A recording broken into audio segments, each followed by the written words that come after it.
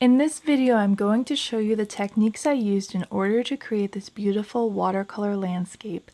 I used brushes, sponges, and paper towels to create this scene. It took me 4 to 5 hours, but I've condensed it down to 17 minutes. I hope you enjoy. The first thing I do right off the bat is mix all of my colors. I started with a cerulean blue for both the sky and the lake, followed by a purple that I used a dark blue and a warm red to mix. Then I mixed 4 shades of green. The first 2 shades of green were very warm. They were greens mixed with a warm red and a warm yellow. The next 2 shades of green have a lemony yellow mixed in with them, so they're much brighter and a little bit cooler. Lastly, I want to show you the red that I mixed in with all the other colors. That warm red is the undertone for the greens and that dark blue purple. It is what I also used to paint the rowboat.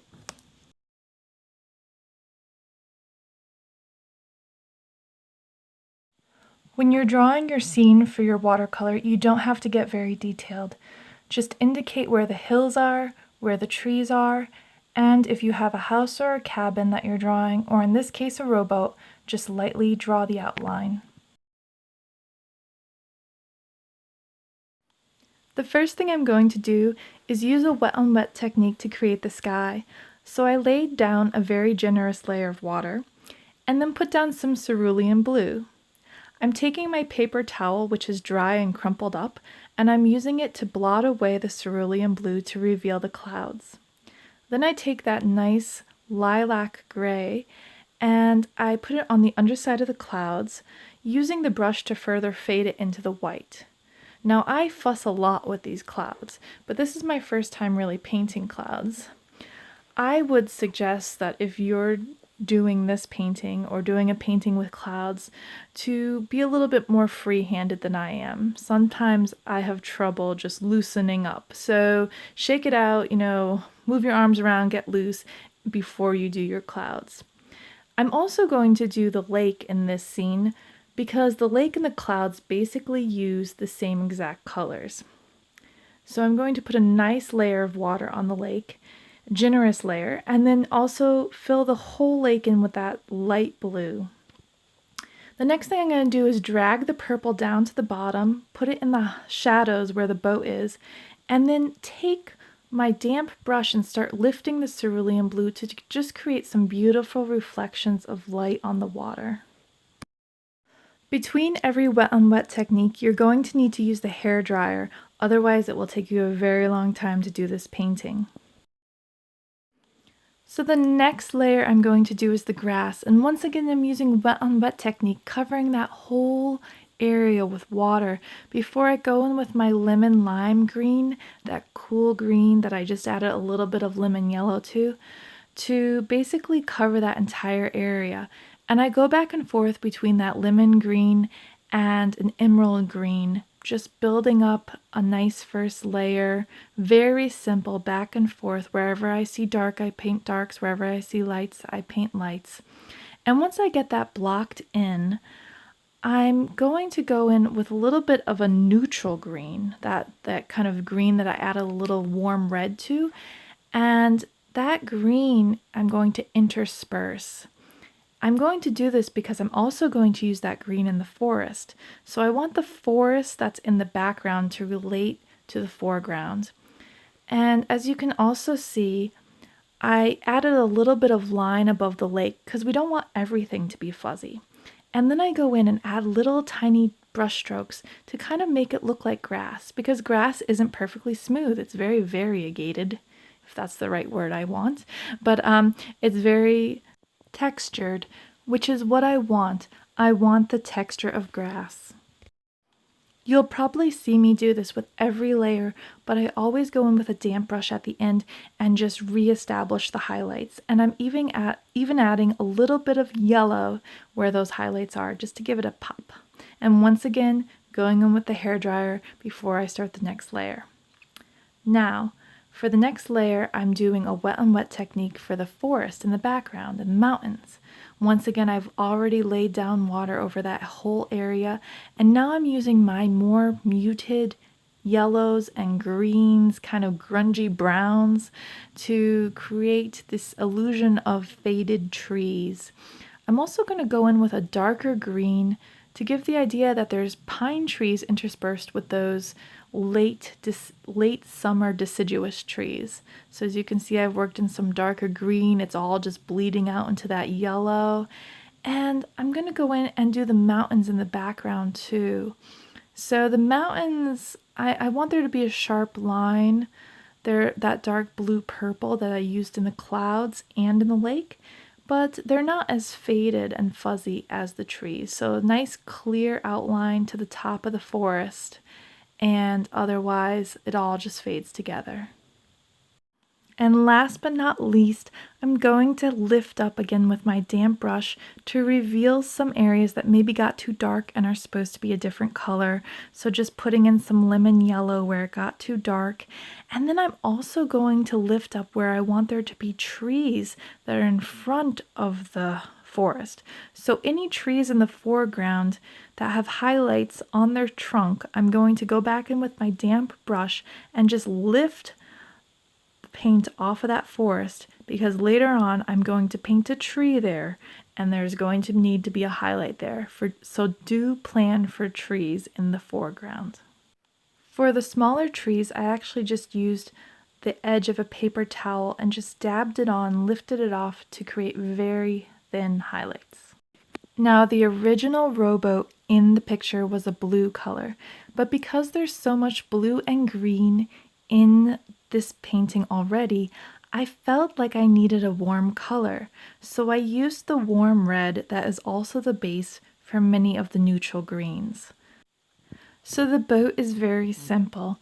First, I'm going to start with the same gray lilac that we used in both the clouds and the water, and I'm going to hit that with a little bit of a rust color that'll bleed up into the gray lilac. The back of the boat is all of that rust color. Then I'm going to use the hairdryer just a tad to dry it up so that it all doesn't bleed onto one another. And then I'm going to go in with that warm red and paint the inside of the boat.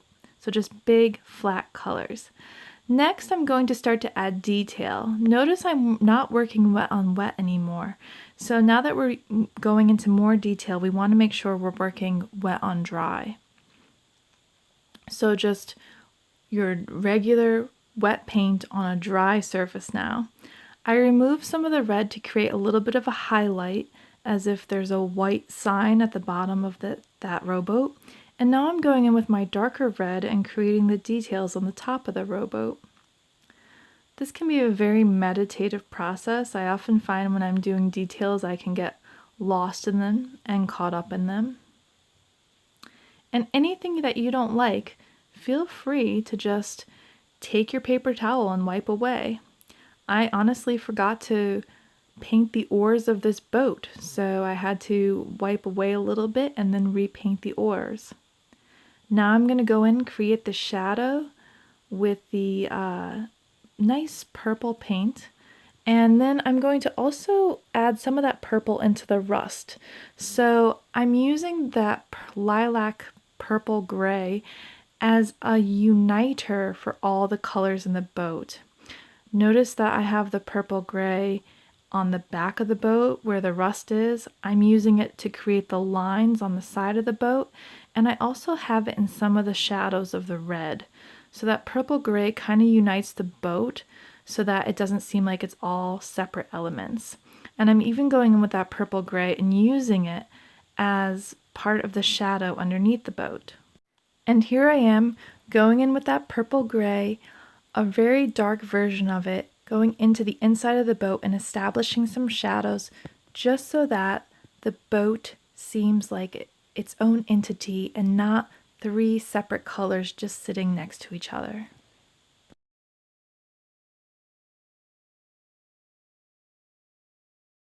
That same dark green that I used for the pine trees in the forest, I'm going to now take and just sweep it upwards to create some trees in the foreground. So from there, I'm going to start pulling the brush away from the trunk and creating the boughs and the branches of the tree. Now definitely look at your reference photo when you're doing this because you want it to be as authentic feeling as it can. And if you're just drawing straight lines out from the tree, it's not going to feel very natural. The lines are very light, so you're using a light pressure on your brush, just using the tip of your brush to create these very light, delicate lines. Now I'm going in with my warmer, lighter green, that's almost a yellow, and I'm creating some vaguer trees in the background. So these really like soft trees that kind of fade into the background, but still give us a little more detail than we had. I'm also putting some darker greens down for the evergreens, and then I'm going back in with my damp brush, and I'm hitting certain areas of those dark greens that are really popping out, and I'm letting them blend and fade. I'm doing that with just a damp brush. So certain areas I'm leaving like a boundary. I'm leaving them very delineated, but then other areas I'm just going back in with that damp brush and fuzzing them, and it kind of creates this nice in focus, out of focus contrast. And I'm also going in with a little bit of red in my trees. In certain trees, I'm just hitting them with a little bit of that red that's also in the sailboat. I think it just ties everything together and gives it that late summer, almost fall feel. In order to create the illusion of leaves, I'm using a damp kitchen sponge that I've torn up into tiny pieces. I dip it in my paint and I just start to splatter it around, basically press it against the paper, and it'll create these really nice, light, cloud-like leaves. And if I want the leaves to be a little bit darker, I take a piece of sponge that's not damp, that's very dry, and the leaves will be a little bit darker on top. So I start with a damp sponge, and then I move on to a dry sponge. Finally, I go in with a brush and just darken any areas that I want to be a little bit more defined for my trees. It can take a while to build up the leaves in a more natural way, but if you do it this way, they will really look like layers and layers of leaves, and it's really nice to do it that way. So take your time with the leaves. The next thing I'm going to do is add a little detail to the grass, so I'm going in with that dark emerald green that I used for the evergreens and the pine trees in the background, and I'm starting to use little tiny brush strokes all over the grass. And once again, I'm touching the bottom of the dark green brush strokes with a little bit of water. That way the dark green starts to seep down and it looks very faded, and that way the top of the brush strokes of the grass are nice and delineated, but the bottom seems like they're fading into the rest of the landscape. So once again, it's that contrast between sharp and out of focus that I really like to play with. And I'm also going to take that dark green and just water it down a little bit and hit other areas with bigger brush strokes that it just makes it look overall, there's so many different shades of green that it really starts to look like grass. It really starts to look like all the different layers of grass. The rowboat also needs a few more darker details to really give it that oomph, so it pops out and seems like it's part of the foreground and not just part of that fuzzy, relaxed, atmospheric background. So I'm going in with that darker purple gray again and just adding a few more details to really give it that clarity of being in the foreground. Moving on to the water, I'm taking the cerulean blue and the purple gray. I've mixed them together, and now I'm starting to drag my brush back and forth down the paper to create the reflections of water, of shadow in the water. I would take your time with this. It's easy to get very dark very fast, which is kind of what happened to me. So take your time with this just like you did with the leaves, and it'll turn out a little bit more realistic. Now, I am a sucker for color. I love saturated color. So I've put some water down around the outline of the rowboat because I've wanted to put some more saturated blue around the rowboat. This way it just matches the sky, and I feel like it balances the water and the sky.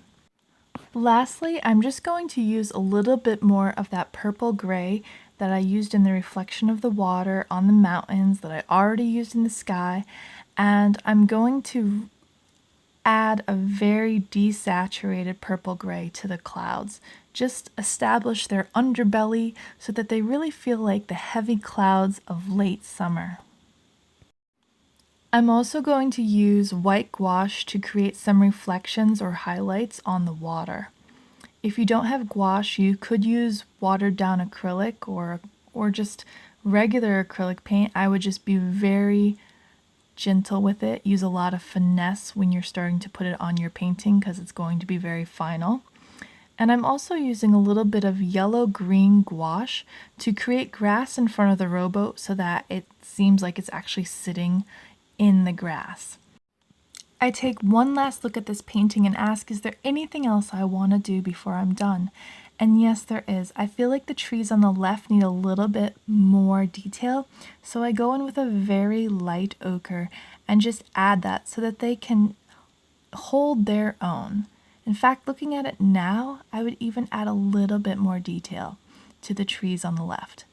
But this is it. This is the finished product. I think it turned out pretty well. I'm very happy with the grass on the right side. It feels like it has a lot of depth to it. I'm happy with the overall colors. I love the trees in the foreground. The only thing I would redo is the water because I feel like I didn't spend enough time on it. So I hope you guys enjoyed this. I hope you learned some different techniques and different ways you can work with all the different leaves and textures and grasses and shades for nature. There's so many different things you can do with landscapes, and I hope you really enjoyed this video. Have a great one.